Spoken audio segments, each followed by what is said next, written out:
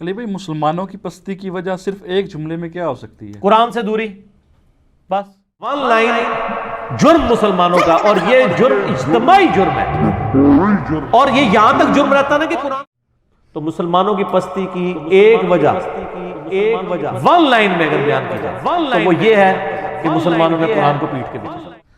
صحیح مسلم میں حدیث ہے، حضرت عمر کہتے ہیں کہ نبی علیہ السلام کو میں نے خود ممبر پہ یہ بات کہتے ہوئے سنی تھی کہ اللہ تعالیٰ اس کتاب کی وجہ سے لوگوں کو عروج دے گا، قوموں کو، اور اس کتاب کی وجہ سے زوال دے گا۔ کتاب کو چھوڑنا، سورہ فرقان میں آتا ہے نا کہ آیت نمبر 30 میں کہ قیامت الدین نبی علیہ السلام شکایت کریں گے، وقال الرسول یا ربی ان قوم اتخذوا هذا القرآن مہجورا، اے اللہ میری قوم نے قرآن کو پشت کے پیچھے ڈال دیا۔ تو قرآن سے دوری اصل وجہ جی، اسی کو ڈاکٹر اقبال نے شعر میں کہا ہے نا، وہ زمانے میں معزز تھے مسلمان ہو کر اور تم خوار ہوئے تارک قرآن ہو کر۔ قرآن کو چھوڑنے کا مطلب یہ نہیں کہ قرآن کی تلاوت چھوڑ دی ہے، قرآن کی تلاوت تو ماشاءاللہ یہ اتنی کر رہے ہیں جتنی صحابہ نے بھی نہیں کی ہوئی۔ ظاہر ہے صحابہ کرام کی اگر کوئی بیوی مرتی تھی تو وہ 40 دن تک سپارے لے کے تو بندے نہیں بٹھائے ہوتے تھے نا، ٹھیک ہے۔ ان کے جو قرآن کی تلاوتیں تو صحابہ کو شرمندہ کر دیں، جو کچھ انہوں نے قرآن کے ساتھ تلاوتیں کی ہیں۔ قرآن کو چھوڑنے کا مطلب ہے اس کی تعلیمات کو پس پش ڈال دی ہے، ٹھیک ہے۔ حالانکہ قرآن پاک میں کیا تھا، وَأُوحِيَ إِلَيَّ هَذَا الْقُرْآنُ لِأُنذِرَكُم بِهِ وَمَن بَلَغَ، اے نبی فرما دو قرآن مجھے اس لیے وحی کیا گیا اس کے ذریعے میں تمہیں بھی تبلیغ کروں اور جس تک پہنچ جائے وہ بھی اس کے ذریعے تبلیغ کرے۔ ہم نے مردے بخشوانے کا ذریعہ بنا لیا اسے، حالانکہ اس طریقے سے کوئی بخشش نہیں ہونی ہے۔ جب تک ایک بندے نے پوری زندگی قرآن کھول کے نہیں پڑھا اس میں لکھا کیا ہوا ہے، اس کے مرنے پہ آپ 40 حافظ قرآن لا کے اس پہ سپارے پڑھواتے رہیں گے تو اسے کیا فائدہ ہونا ہے؟ تو مسلمانوں کی پستی کی ایک وجہ ون لائن میں اگر بیان کی جائے تو وہ یہ ہے کہ مسلمانوں نے قرآن کو پیٹ کے پیچھے ڈال دیا، بس قرآن کو چھوڑ دیا۔ آج قرآن کو پکڑ لیں، اور جو غدیر خم پہ حدیث ہے صحیح مسلم میں اوپر تلے 4 حدیثیں ہیں، 6225 سے 6228 تک، اپنی وفات سے تقریباً 2-2.5 مہینے پہلے خطبہ دیا آپ صلی اللہ علیہ وآلہ وسلم، فرمایا آگاہ ہو جاؤ میں بھی ایک انسان ہوں، قریب ہے کہ اللہ کا قاصد یعنی موت کا فرشتہ میرے پاس آئے اور میں اس کی دعوت کو قبول کر لوں۔ میں اپنے بعد تم میں 2 چیزیں چھوڑ کے جا رہا ہوں بھاری، ان میں سے پہلی چیز اللہ کی کتاب ہے، اس میں ہدایت ہے، اس میں نور ہے، یہ اللہ کی رسی ہے، جو اس کو پکڑے گا ہدایت پہ ہوگا، جو چھوڑ دے گا گمراہ ہو جائے گا۔ تو یہ آپ علیہ السلام خود فرما رہے ہیں اللہ کی رسی وَاعْتَصِمُوا بِحَبْلِ اللَّهِ جَمِيعًا وَلَا تَفَرَّقُوا، اور دوسری چیز میرے اہل بیت ہیں، ان کے معاملے میں تمہیں اللہ کا خوف دلاتا ہوں کہ ان کے ساتھ حسن سلوک کرنا۔ تو قرآن اللہ کی رسی، قرآن ہدایت کے لیے، قرآن جو ہے وہ گمراہی سے بچنے کے لیے قرآن کو پکڑنا، سب کچھ چیز تانا بانا ہے ہی قرآن کے گرد ہے۔ قرآن کو سر کوئی یہودی آپ کو آ کے ممبر پہ کہے نا قرآن و حدیث ڈائریکٹ نہ پڑھو گمراہ ہو جاؤ گے، ہم کہیں گے اللہ کا دشمن ہے اس لیے ہمیں کہہ رہا ہے۔ لیکن مسلمان نما، یہودی نما مسلمان ممبر پہ چڑھ کے آپ کو کہتا ہے قرآن ڈائریکٹ نہیں پڑھنا، اور پھر آپ کو اوٹ پٹانگ مثالیں دے گا، جی وہ دیکھیں جی وہ دوائی لینے کے لیے ڈاکٹر کے پاس جاتے ہیں۔ سر قرآن پڑھنے کے لیے آپ کے پاس آتے ہیں تو آپ قرآن پڑھاتے نہیں ہیں نا، آپ قرآن کیا پڑھاتے ہیں، نہ اس کا ترجمہ پڑھاتے ہیں، آپ بزرگوں کی تفسیر تھما دیتے ہیں۔ قرآن پڑھائیں نا، کیا لکھا ہوا ہے قرآن کس منہ سے پڑھائیں گے؟ قرآن میں تو پہلے صفحے پہ آ رہا ہے ایاک نعبد و ایاک نستعین، اور انہوں نے روزانہ یا علی مدد کا نعرہ لگانا ہے، یہ کس طرح پڑھائیں آپ کو ایاک نعبد و ایاک نستعین؟ قرآن میں تو جگہ جگہ آتا ہے اطیعوا اللہ و اطیعوا الرسول، تو ظاہر ہے جو بار بار یہ پڑھے گا وہ تو بار بار یہ کہے گا نا کہ آپ مجھے یہ نہ بتائیں کہ فلاں بزرگ فرماتے ہیں، فلاں مفتی صاحب کا فتویٰ ہے، مجھے بتائیں اللہ اور اس کا رسول کیا کہتا ہے، تو دماغ خراب ہو جائے گا۔ اچھا ہے سیانے جے، انہوں نے پتہ ہے کہ یہ کام خراب ہو جانا ہے، کر رہے ویسے ٹھیک ہو، تسی دنیاوی اعتبار سے بالکل ٹھیک کر رہے ہیں کہ قرآن حدیث پڑھنے سے بندہ ان کے مسلک پہ نہیں رہے گا، آپ مسلمان بن جائے گا، ان کے مسلک کا بندہ نہیں بنے گا، بندے کا پتر بن جائے گا، علمی کتابی ہو جائے گا، ٹھیک ہو گیا۔ بس زیادہ نہیں نا شعر، وہ کہتے ہیں نہیں بار بار پڑھتا ہے۔ سر تو انہوں پتہ نہیں ہے، اصل میں اس معاشرے میں جو بندہ بھی کتاب و سنت کی بات کرے اس پہ پہلا انہوں نے فتویٰ لگانا ہوتا ہے کہ کوئی نیا فرقہ لانچ ہو گیا، یہ وابی ہو گیا، یہ فلاں ہے، تو اس لیے ہم خود اعلان کر رہے ہیں۔ کوئی وابی تو کبھی نہیں کہے گا میں وابی نہیں ہوں، کہ نہ میں وابی نہ میں بابی، میں ہوں مسلم علمی کتابی، نہ میں وابی ہوں نہ بابوں کا ماننے والا، بابوں کا دفاع کرنے والا بابی ہوں۔ یہ بابی میں نے ٹرم ڈیوائز کی ہے، ان کے بزرگوں نے صرف ایک ٹرم ڈیوائز کی تھی نا، وابی، تو اپنے لیے وہ ٹرم ڈیوائز کرنا بھول گئے تھے، ٹھیک ہے نا۔ وہ آپ کو پتا ہے نا، نیوٹن نے ویلاسٹی آف ساؤنڈ کا ایک فارمولہ ایف ایس سی میں پڑھایا جاتا ہے، ویلاسٹی آف ساؤنڈ کیلکولیٹ کرنے کے لیے اس نے ایک میتھمیٹیکل فارمولہ ڈرائیو کیا تھا کہ جو آواز کی رفتار ہے وہ کتنی ہے۔ اچھا وہ جب اس فارمولے میں ویلیو لگا کے کیلکولیٹ کی گئی نا، ایف ایس سی کے اسٹوڈنٹس جنہوں نے پری انجینئرنگ کی ہے ان کو اس بات کا پتہ ہے، ایون پری میڈیکل والوں کو فزکس تو وہ پڑھتے ہیں.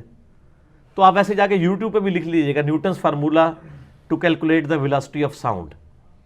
تو وہ ویلاسٹی میں ایرر آتا تھا، وہ پوری زندگی کوشش کرتا رہا کہ یہ ایرر کیا ہے، وہ کور نہیں ہوا. اس کے یعنی مرنے کے بعد ایک اور میتھمیٹیشین آیا لیپلاس، ٹھیک ہے، جس کی لیپلاس ٹرانسفارم بھی ہے، اور میں میکینیکل انجینئرنگ میں پڑھائی جاتی تھی، ایون وہ الیکٹریکل انجینئرنگ میں پڑھائی جاتی ہے. لیپلاس نے نا وہ فارمولے کی غلطی پکڑ لی. اس نے پھر بتایا کہ اس نے جو یعنی ساؤنڈ ویوز کی جو ٹریولنگ ہے کو کنسیڈر کیا نا یہ ایڈیابیٹک ہوتی ہے. تو اس میں اس نے پھر وہ ایڈیابیٹک فارمولے کو جب فٹ کیا تو بالکل صحیح آ گیا. ان کے بزرگوں سے بھی غلطی ہوئی ہے، اس کی کریکشن بعد میں ہوئی ہے. انہوں نے وابی وابی وابی وابی ٹرم ڈیوائز کی، لیکن اپنی کرنا بھول گئے، ہم جو مرضی کریں. تو ہم نے بتایا کہ نہیں، یہ ہیں بابی، بابوں کا دفاع کرنے والے. ہم نے اسی قافیے پہ کہہ دیا اور پھر عرض بھی کر دیا کہ نہ میں وابی نہ میں بابی، میں ہوں مسلم علمی کتابی. اب اس کا ایک نیا ورژن بھی آ گیا سر، میں تھا وابی میں تھا بابی، اب ہوں مسلم علمی کتابی. یہ ایک بندے نے نیچے شعر لکھا ہوا تھا، ٹھیک ہو گیا نا. اس نے اس کی یعنی اس میں پیروڈی میں ایک جو ہے نا وہ اپنے دل کا درد بھی بیان کر دیا. ٹھیک ہے علی بھائی، کیا قرآن حکیم کو بغیر حدیث کے سمجھا جا سکتا ہے؟ اگر نہیں تو کیا قرآن و حدیث کا محتاج ہے؟ قرآن حدیث کا محتاج ہے اس میں؟ یہ اہل حدیث نے زیادہ فتنہ کھڑا کیا جی. اور میں ان کے لیکچرز دیکھتا ہوں تو میں کہتا ہوں یار اتنی جرت یہ لوگ کرتے ہیں، اور وہ اس میں پرانے بزرگوں کے اقوال بھی لے کے آتے ہیں. وہ کہتے ہیں جی اگر کوئی شخص یہ کہے نا کہ قرآن حدیث کا محتاج ہے تو وہ تو صحیح سنی ہے، اور جو کہنا کہ حدیث قرآن کی محتاج ہے تو وہ گمراہ ہے. اور اس میں وہ حدیث کو نبی الاسلام کے ایکویلنٹ لے آتے ہیں، چونکہ وہ کہہ رہے ہیں نبی الاسلام کو آپ قرآن سے کمپیئر کریں. حدیث نبی الاسلام کا ایکویلنٹ نہیں ہے. حدیث ظاہر ایک علمی کوشش ہے، ہم تک پہنچی ہے، اس میں ضعیف روایتیں بھی پہنچی ہیں، صحیح بھی پہنچی ہیں، تواتر والی بہت تھوڑی ہیں، اس میں آپ اختلاف رائے کر سکتے ہیں. یہ اس طرح نہیں ہے. قرآن پاک ایز فار ایز عقائد آر کنسرنڈ، قرآن پاک کسی حدیث کا محتاج نہیں ہے عقیدے کے پوائنٹ آف ویو سے، کیونکہ قرآن کا پرائمری ٹاپک ہی عقیدہ ہے. رہے اعمال تو وہ قرآن کا ٹاپک نہیں ہے. یہ اکثر لوگ کہتے ہیں کہ قرآن میں نماز کا طریقہ نہیں ہے، وہ تو حدیث میں ہے. تو قرآن کا ٹاپک یہ ہے بھی نہیں ہے. قرآن کی توہین ایسے مت کیا کریں. قرآن خود سنت اور حدیث کی طرف دھکیلتا ہے نا. من یطع الرسول فقد اطاع اللہ، جس نے رسول اللہ کی اطاعت کی اس نے اللہ کی اطاعت کی. عقیدے کے لیے قرآن پاک پرفیکٹ کتاب ہے. یہ پتہ کیوں کہہ رہے ہوتے ہیں؟ بیسیکلی ان کے عقیدے ہوتے ہیں قرآن کے خلاف. وہ قرآن کے خلاف عقیدے جسٹیفائی قرآن سے تو نہیں ہوتے ہیں، اس کے لیے وہ حدیث کا کہتے ہیں. لیکن حدیث بھی وہ جعلی جو ان کے بزرگوں نے گھڑی ہوئی ہیں، اور پھر اس کے بعد واقعات بھی بیان کرتے ہیں. ہم ان کو کہہ رہے ہوتے ہیں قرآن میں لکھا ہے ایاک نعبد و ایاک نستعین، اے اللہ تیری عبادت کرتے ہیں، تجھی سے مدد مانگتے ہیں دعا کے لیے. ایک تو ظاہری اسباب ہے، وہ تو آپ کسی سے لے سکتے ہیں. تو اس کے جواب میں نہ ان کے پاس کوئی آیت ہوتی ہے نہ کوئی حدیث ہوتی ہے. انہوں نے جواب میں شعر پڑھنا ہوتا ہے، سن فریاد پیرا دیا پیرا، میری فریاد سنی کن دھر کے ہو، بیڑا میرا وچ کپڑا دے جتھے مچ بھی نہ بہندے ڈردے ہو. تو وہ آپ کو قرآن ورسز کلام باہو لے آتے ہیں. اب کس کی جرت ہے وہ کہ جی وہ کلام باہو غلط ہے؟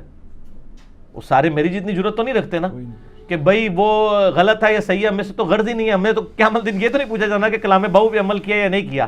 ہمیں تو اس کتاب کے بارے میں پوچھا جانا ہے نا. ہم تو اس کتاب کے پابند ہیں. اگر کسی نے شعر لکھا صحیح تھا غلط تھا وہ خود جواب دے ہوگا. پتہ نہیں اس نے لکھا بھی ہے کہ نہیں لکھا، بعد والے لوگوں نے تعریف کی، ہمیں تو نہیں پتا. ہم تو کتاب و سنت کے پابند ہیں. اسی لیے نبی علیہ السلام نے حجۃ الوداع کے موقع پر کسی بابے کے حوالے نہیں کیا، حالانکہ اس وقت جو بابے تھے وہ اس قابل تھے کہ ان کے حوالے کیا جاتا. آپ کہہ سکتے تھے ابو بکر عمر عثمان و علی کو پکڑ لینا.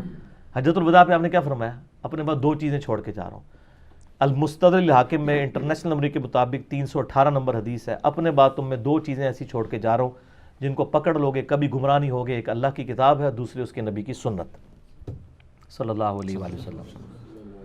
آپ نے اس لیے فرمایا کہ اگر آپ کہہ دیتے نا اپنے بعد ابو بکر کو چھوڑ کے جا رہا ہوں تو 2 سال کے بعد تو حضرت ابو بکر نے بھی فوت ہو جانا تھا. اینڈ رزلٹ تو وہی نکلنا تھا. ایسی چیز چھوڑنی تھی جو قیامت تک رہے. سمجھ آ گئی بات کی؟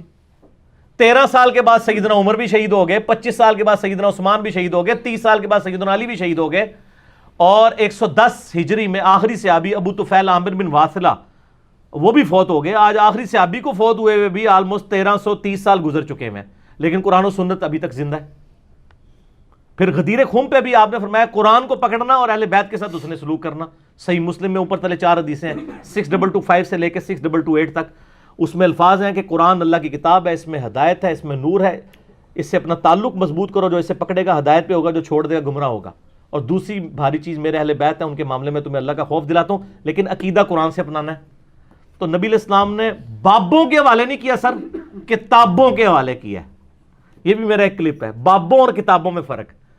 اور میرے اوپر خلاف چڑھاتے ہیں نا, کہتے ہیں یہ بابوں کو نہیں مانتے, بابوں کی بڑی توہین کرتے ہیں. سر یہ دیکھیں نا, بابوں کو مانے ہوئے, ان کی کتابیں اپنے سامنے رکھی ہوئی ہیں اور پڑھ کے بھی بتا رہے ہیں. ہمارا تو ہر ریفرنس احادیث سے ہوتا ہے, کسی سٹوری بک سے نہیں ہم بیان کرتے. ہم ان بابوں کو مانتے ہیں جنہوں نے کتابیں دی اور کتابوں پہ عمل کیا.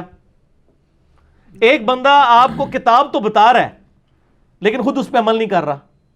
میں نے کئی بار یہ واقعہ سنایا ہے کہ ایک بار ہمارے یہاں درس میں بھی ایک دفعہ بھائی آئے تھے, وہ بتانے لگے کہ میں وہ نئے ریورٹ ہوئے, پہلے بریلوی تھے, اس کے بعد بخاری شریف پڑھی تو انہوں نے رفع الیدین سے سنت کے مطابق نماز شروع کر دی. وہ کہتے ہیں کہ میں ایک بریلوی امام صاحب کے پیچھے نماز پڑھ رہا تھا, نماز پڑھ کے فارغ ہوا تو میں نے دیکھا کہ ان کے سامنے جو ڈیسک تھا نا, اس میں صحیح مسلم شریف رکھی ہوئی تھی اوپر درس دینے کے لیے نا. تو کہتے ہیں میں نے سلام پھیر کے نا ان سے جا کے مصافحہ کیا, اور میں نے کہا سر ابھی آپ نے جو مجھے نماز پڑھائی ہے نا, وہ اس طریقے پہ نہیں پڑھائی جو آپ کے سامنے ڈیسک میں کتاب پہ لکھی ہوئی ہے, کیونکہ بخاری مسلم میں تو رفع الیدین کا طریقہ لکھا ہوا ہے. تو یہ ڈیسک پہ صرف شوکیس میں سجانے کے لیے کتابیں, عمل کرنے کے لیے نہیں ہے. اور جی رفع الیدین منسوخ ہو گیا جی, بت رکھ کے آتے تھے. سعودیہ والوں کو آج نہیں پتا چلا, جدھر آیا تھا انہوں نے چوتھے ملے پتا لگ گیا, ٹھیک ہو گیا, جدھر آیا تھا ان کو بھی تک نہیں پتا چلا. تو میں اس لیے کہتا ہوں نا کہ خالص دودھ بھینس کے نیچے سے ملتا ہے, گوالا تو آپ کو چھپڑ کا پانی بھی ڈال کے دے گا. یہاں تو گوالے آئے ہوئے ہیں نا, دین تو وہ ہے یا کتابوں میں ہے یا وہاں پہ نسل در نسل جو ٹرانسفر ہوا. تو وہ کہتا ہے جی بجائے اس کا جواب دینے کے اس نے غصے میں اپنا مسلح نکالا نیچے سے اور کہتا ہے دیکھو اس گستاخ کو تمیز نہیں بات کرنے کی. یہ تو بڑا اچھا عربہ ہوتا ہے نا علماء کے پاس. تھوڑی دیر وہ آپ کا نا سوال آبزرو کرتے ہیں, جب وہ سوال کا جواب صحیح نہیں دے رہے ہوتے تو کوئی بھی شریف آدمی ہونا تھوڑا سا تو ہائپر ہو ہی جاتا ہے کہ جی میں آپ سے یہ بات کر رہا ہوں, تو آپ وہ یہی چاہ رہے ہوتے ہیں کہ آپ ہائپر ہوں تو اگلا سٹیپ لیں کہ دیکھیں جس کو تمیز نہیں بات کرنے کی. اس کا حل بھی میں نے سوچا ہوا ہے. میں نے جب کسی بندے کی اس طرح کلاس لینی ہوتی ہے, میں نہیں لیتا ہوں, میں کوئی سفید داڑھی والا نا بوڑھا بندہ پکڑتا ہوں اور اس کو کہتا ہوں کہ مولوی صاحب کو مسئلہ پوچھ کے دسو. اس کے ساتھ تو نہیں بدتمیزی کر سکتا, وہ بڑا کامیاب طریقہ ہے. ہماری تو ہلکی بات سن کے بھی کہتے ہیں تمیز نہیں گل کرنے کی.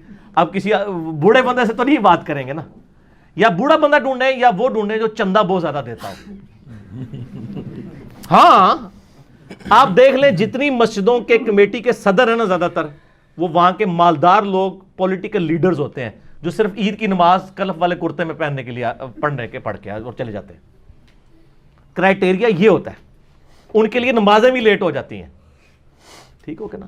ان کے لیے پھر یہ کہا جاتا ہے ہاں یہ بھی ثابت ہے, یہ بھی ثابت ہے. سر میں اس لیے آپ کو کہتا ہوں نا کہ آپ بخاری مسلم سے رفع الیدین ثابت نہیں کر سکتے نا, وہ 2 منٹ میں آپ ثابت کر سکتے ہیں. آپ ایسے کسی امام مسجد کو کہ جو رفع الیدین سے نماز نہ پڑھتا ہو, 10,000 روپیہ پاکستان میں تنخواہ لے کے بیچارہ ذلیل ہو رہا ہو, اس کے کان میں جا کے کہیں یار سعودیہ سے ایک ویزا ہے تو تنخواہ جڑی پاکستانی 1.5 لاکھ روپے ہے, لیکن تو پتہ سعودیہ والے طرف الیدین کر دینے کیونکہ گمراہ ہے نا, ان کو تو پتہ ہی نہیں منسوخ ہو چکا ہے. تو آپ تو رفع الیدین کرتے نہیں ہیں, تو وہاں تو پھر آپ کو امامت میں رفع الیدین کرنا پڑے گا. ہاں جی کیوں نہیں, یہ بھی ثابت ہے. جو بخاری مسلم کی درجنوں حدیثیں نہیں ثابت کر سکتی نا, 1.5 لاکھ وہ آپ کو ایک سعودیہ کا ویزا ثابت کر سکتا ہے. اس سے پتہ چل گیا کہ یہ ثبوت کا تعلق صرف فائنینشیل بینیفٹس کے ساتھ ہوتا ہے, ٹھیک ہو گیا.